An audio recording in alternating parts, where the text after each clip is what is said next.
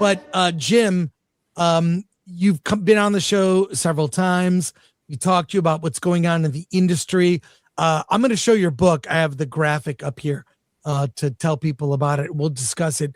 But a couple things. We were talking about, you were in the green room when we were discussing television. What do you think of the audience feedback loop of TV? Are we onto something? Has that hurt television? You're completely onto something. And I'll take it even one step further.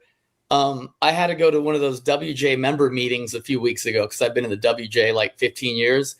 And let's just say, because I have nothing in common with 99% of the people in the Writers Guild, let's just say that in the last 5 or 6 years, it looks like Starfleet Academy in real life.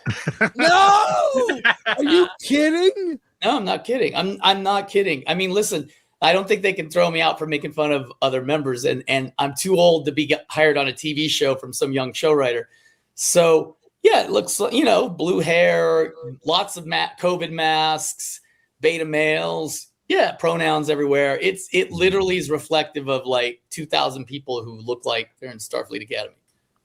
Holy cow. So what, I mean, you've often reached out to me of like, can you believe the WGA is wasting their time on this? Can you talk about that? Like, what has been the decline of this? I mean, I always thought the Writers Guild, these people who just work in these positions, they're very learned. You can make references to, history or literature, and they know not everybody knows everything, but a lot of people there you'd have like really in-depth conversations. What is the WGA concerned with now? Well, I think that where its downfall happened, and I talk about it in my book, is that, I mean, really, I hate blaming Netflix for everything, but Netflix really screwed up the whole industry, especially TV. They really did, and I'll tell you why, is because Netflix became so big, in 2016, 2017, where it really, really started to expand into TV and had all these hit shows. And that's why we saw Paramount Plus, Peacock, Hulu, everything, because all the other, networks or studios wanted to compete. They're like, why should we give our library to Netflix? Let's just have our own, launch pad, our own distribution network. Mm-hmm. And they just basically turn on money hoses to try to defeat Netflix. And I went to, and I think I talk about it a little bit in my book, I went to a meeting in like maybe 2016 at Netflix to pitch a TV show. And I remember sitting there and it was at their new offices, that big giant building they have, where Channel 11 used to be. And it was when that had just opened, and you could get like free sandwiches and any kind of coffee you want, everything. And we had just been pitching the same show to like ABC and other places in Universal, at old school bungalows from the 30s, right? Those little shitty bungalows they have. And I remember I said to the producer, I go, I don't know if I want to work with a company that spends this much on a lobby, because it was crazy. It was like being on the bridge of the Enterprise. And he said to me, and this is one of the smartest things anybody's ever said in the film, is he goes, dude, they're not an entertainment company, they're tech. It's all about market share. All about market share. He said it like 3 times. He goes, it's about market share. He goes, not about content.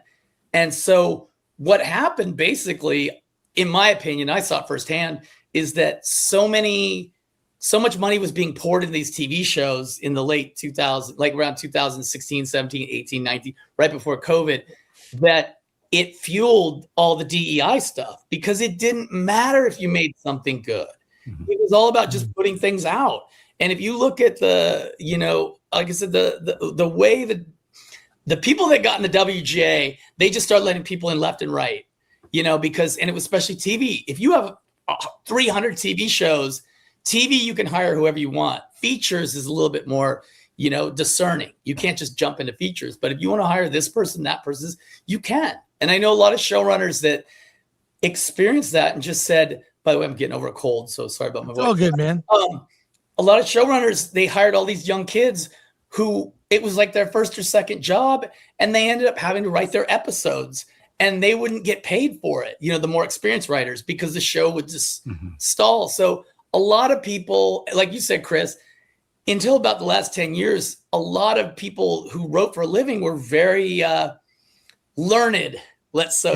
Yeah. Had a lot of experience, took many years to get into where they were at. And then suddenly a lot of people just got in, and they got in for various reasons, which, I don't want to sound crass, but what I'm talking about. It wasn't about their skill set.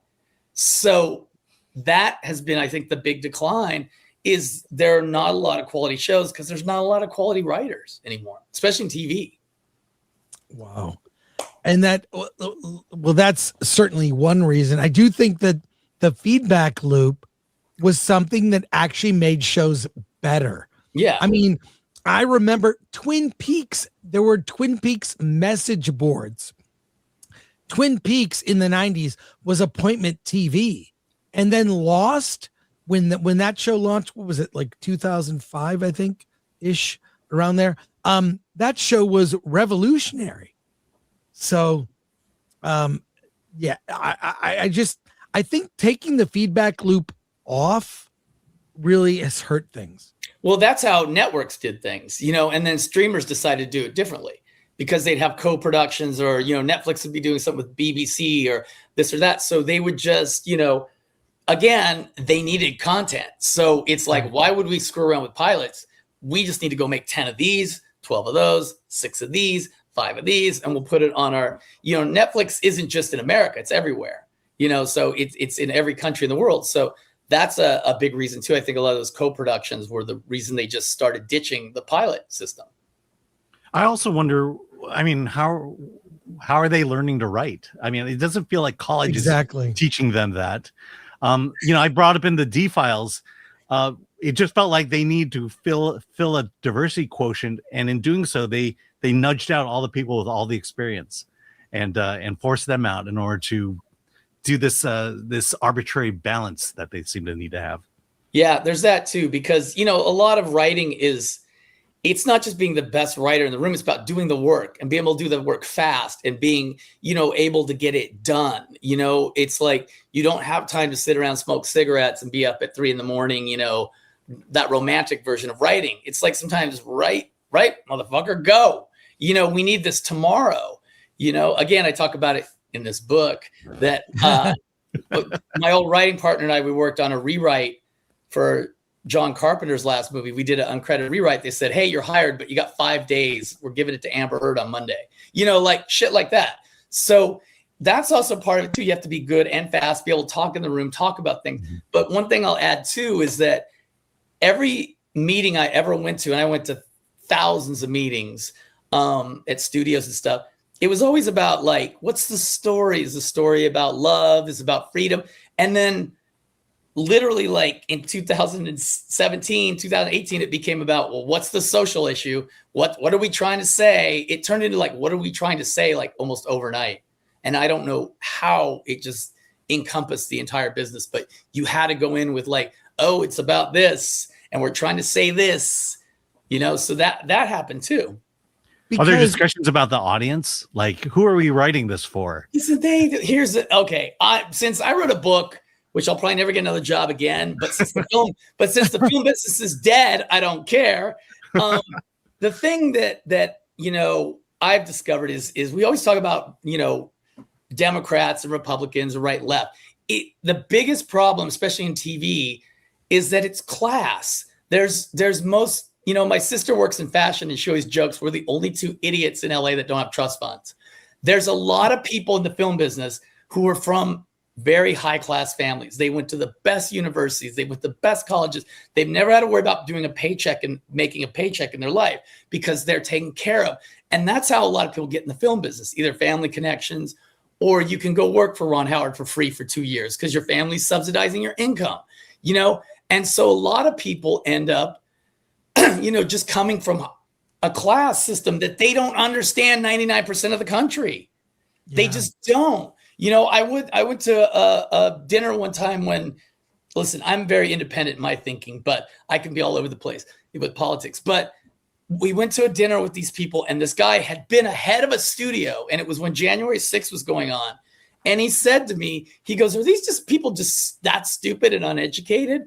And then I realized he had grown up in Manhattan, gone to Ivy League school, instantly got a job out of college at a studio, ended up running a studio, a big one. I'm not going to say which one. And I realized he's never met a poor white person in his life. He doesn't know they even exist. So I'm getting on my soapbox. Sorry, guys. No, I want you to. Stay on it. But that's a big part of it. I think that a lot of the people now, it's TV is the worst because TV is a more corporate setting. At least in features, there's more business involved. But if Paramount says they want to make 10 episodes of something, they can hire whoever, do whatever. It'll either be a good show or a bad show. But there's a lot of people who most of them are not like normal people. They don't interact with normal people. They don't know what people are like. I had that revelation, that same revelation you had, when I would go to Sundance every year. And my assumption was everyone was a blue collar Kevin Smith. I charged my movie on credit cards. I sold my comic book collection. I sold blood. If you're Robert Rodriguez, I did whatever it takes to get my movie. But after a while, I began to realize that's the exception. The rule was I saw more often were trust fund kids, the sons and daughters of the rich and wealthy and connected. I would ask, because I would always ask, how did you get the money or the movie? It's something that other people would want to know.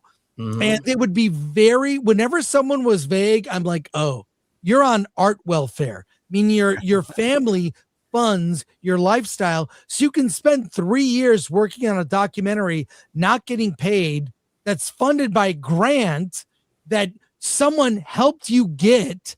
And money is so easy to come by when you're at a certain level. So it totally changed what I thought about Sundance and festivals in general, that this is all just the friends and the people who work at the festival just elevate the people they know.